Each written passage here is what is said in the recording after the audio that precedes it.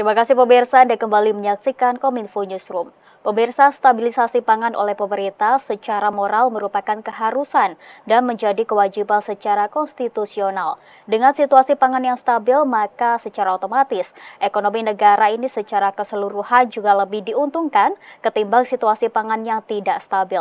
Namun pemirsa, upaya stabilisasi ini akan menjadi sangat menantang seiring bertambahnya jumlah populasi dunia dan juga situasi geopolitik yang saat ini sedang terjadi khususnya di Indonesia. Lantas pemirsa, seperti apa upaya pemerintah dalam mengatasi hal ini? Malam hari ini kita akan berdiskusi bersama I Gusti Ketut Astawa selaku Deputi Bidang Ketersediaan dan Stabilisasi Pangan Bappenas. Halo Pak Astawa, salam sehat Bapak. Ya, Pak Anggi, salam sehat selalu. Ya Pak Astawa, malam hari ini kita akan membahas terkait stabilitas pangan begitu, yang mana tahun ini stabilitas pangan di Indonesia diproyeksi masih akan menghadapi berbagai tantangan besar begitu, seiring peningkatan biaya produksi pangan dan juga energi. Lalu seperti apa mitigasi dari Bappenas sendiri dalam hal ini Pak Astawa? Baik, terima kasih Pak Anggi. Yang pertama, kita mulai dari hulu, artinya mitigasi pertama yang dilakukan oleh pemerintah dalam hal ini Badan Pangan Nasional adalah mitigasi terkait dengan bagaimana produksi kita. Nah, kalau kita melihat produksi secara keseluruhan sebenarnya relatif aman, namun memang kalau kita melihat dari sisi produksinya, sisi beras, surplusnya tidak maksimal, namun tetap surplus. Namun itu menjadi tantangan bagi kita untuk penguatan cadangan pangan. Nah, kemudian kita masuk ke pendistribusian. Kalau kita melihat pendistribusiannya sebenarnya relatif bagus, cuman mungkin kadang-kadang masih ada terlalu panjang distribusinya. Nah, itu menjadi tantangan bagi pemerintah ke depan. Kemudian di hilir, maka kita pastikan dulu berapa konsumsinya. Oleh karena itu, Badan Pangan Nasional dengan menggunakan data dari BPS sudah memiliki berapa sebenarnya diperlukan konsumsi, misalkan beras berapa, kemudian daging berapa, cabai berapa, dan lain sebagainya. Inilah data cara kita memitigasi sehingga kita bisa menyeimbangkan antara kebutuhan dan produksi di dalam negeri. Memang pada akhirnya, pada titik tertentu, tatkala produksi dalam negeri tidak bisa memenuhi kebutuhan di dalam negeri, maka kita terpaksa atau terukur melakukan importasi. Itu yang bisa kami sampaikan terkait dengan mitigasi, Mbak. Ya, mitigasi dari hulu ke hilir mulai dari sisi produksi hingga pendistribusian begitu ya Pak Astawa, menjadi mitigasi tersendiri dari Bappenas. Nah, kemudian Pak Astawa, di tengah kondisi geopolitik saat ini yang sedang terjadi khususnya di Indonesia ini, Indonesia sendiri tengah berjuang untuk mencukupi kebutuhan pangan secara mandiri atau biasa dikenal dengan food estate begitu. Nah, dalam jangka panjang apakah food estate ini mampu menjadi jalan keluar dalam stabilisasi pangan Pak Astawa? Apapun namanya, yang jelas tatkala kita ingin meningkatkan produksi itu menjadi fondasi utama. Karena kalau kita bicara ketahanan pangan, mestinya ketahanan pangan itu didasari oleh kemandirian dan kedaulatan. Nah, kemandirian inilah yang harus kita dorong, kita perkuat. Sekali lagi, apapun namanya, apakah namanya food estate, apakah namanya pusat pengendalian pangan, apapun namanya, yang penting bagaimana upaya kita dalam rangka meningkatkan produksi sehingga arah ke swasembada itu bisa kita lakukan, arah ke kemandirian itu bisa kita utamakan, sehingga sekali lagi tatkala ketahanan pangan kita berbasiskan atau didukung oleh kemandirian, itu jauh lebih baik ketimbang ketahanan pangan kita didasari pada ketergantungan daripada importasi. Ini menjadi poin penting, sehingga sekali lagi tatkala ada program food estate itu akan sangat mendukung dalam rangka memperkuat ketahanan pangan Indonesia. Demikian. Ya, food estate sangat mendukung ketahanan pangan di Indonesia dan juga mungkin inovasi lainnya begitu juga yang bisa mendukung ketahanan pangan di Indonesia begitu ya Pak Astawa. Nah, kemudian Pak Astawa, terkait pemerataan komoditas pangan dan energi di daerah surplus ke minus, apakah bisa menjaga stabilitas kebutuhan dan juga harga pangan dan energi nasional ini Pak Astawa? Secara keseluruhan, sebagaimana Mbak ketahui, secara prinsip sebenarnya sentra-sentra produksi kita kan memang tidak semua di provinsi kita punya sentra produksi. Artinya di daerah tertentu dia sentra produksi bawang, misalkan di Brebes dan lain sebagainya. Sementara di tempat lain dia tidak menjadi sentra produksi. Nah, inilah prinsip distribusinya yang harus kita perkuat. Oleh karena itu sepanjang dalam perjalanan pelaksanaan distribusi dan sudah beberapa tahun berjalan, ini kan berjalan dengan baik. Artinya tatkala di Brebes di daerah sentra produksi sudah panen raya, maka hasil panen rayanya tersebut didistribusikan ke seluruh wilayah yang memerlukan panen tersebut. Jadi ini sudah berlangsung dengan baik dengan pola atau sistem perdagangan yang ada. Jadi menurut saya pribadi dengan melihat kondisi tersebut, pendistribusiannya relatif sudah bagus. Yang perlu diperkuat adalah penguatan distribusi ke daerah-daerah terluar, tertinggal, perbatasan itu harus kita perkuat karena itu memang memerlukan atau memiliki tantangan tersendiri, Pak. Nah, itu yang sedang diperkuat oleh pemerintah dengan penguatan tol lautnya. Demikian, Mbak.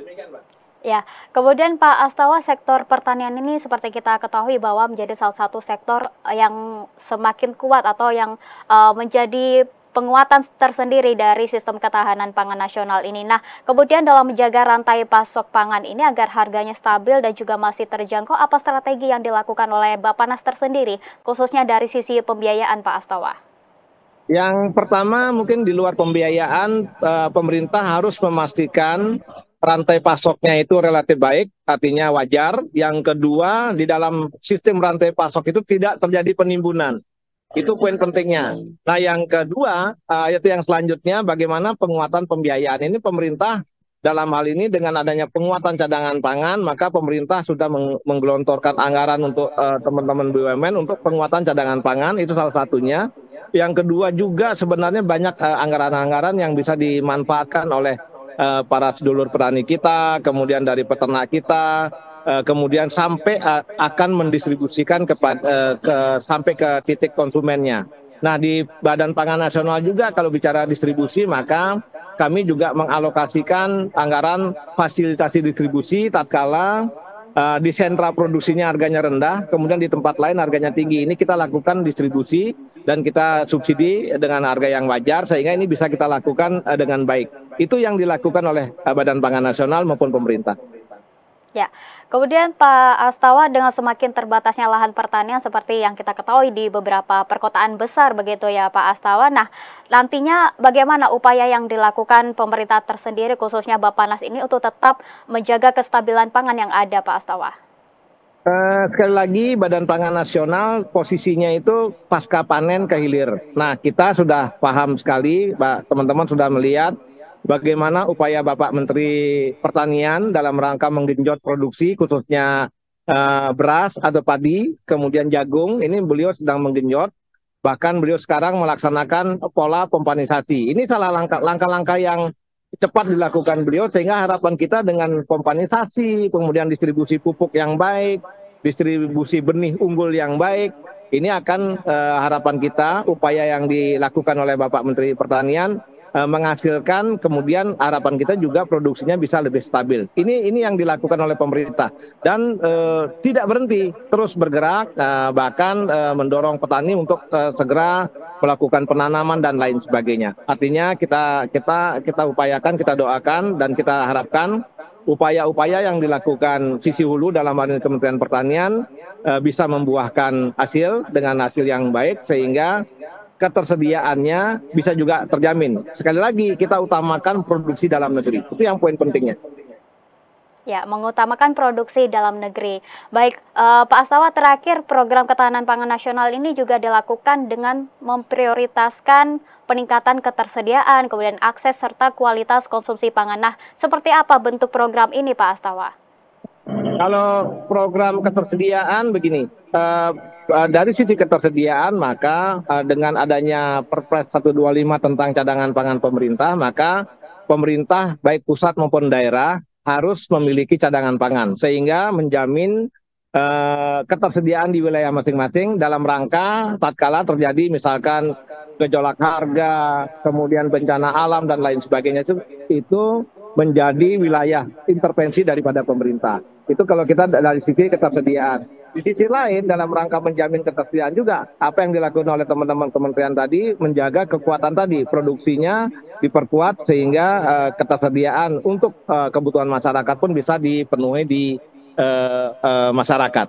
Itu yang dari sisi ininya. Kemudian ada program-program lain yang dilakukan oleh pemerintah dalam hal ini Badan Pangan Nasional. Yang pertama, salah satunya adalah gerakan pangan murah.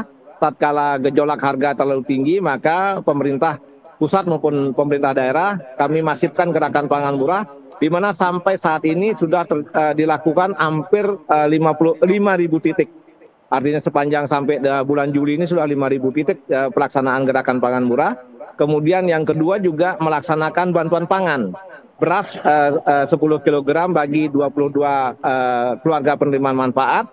Kemudian juga bantuan stunting bagi 1,4 juta KRS keluarga risiko stunting. Juga dilakukan tadi pelaksanaan fasilitasi distribusi sehingga pada saat produsen atau produksi berlimpah, kemudian kita distribusikan ke tempat lain yang membutuhkan. Ini juga kita lakukan program-program pemerintah dalam rangka penguatan tersebut. Dan yang paling penting juga Mbak, jangan lupa, kalau kita berbicara ketahanan pangan, maka paling tinggi itu adalah keamanan pangan. Maka pemerintah beserta pemerintah daerah secara rutin melakukan pengawasan terkait dengan keamanan pangan.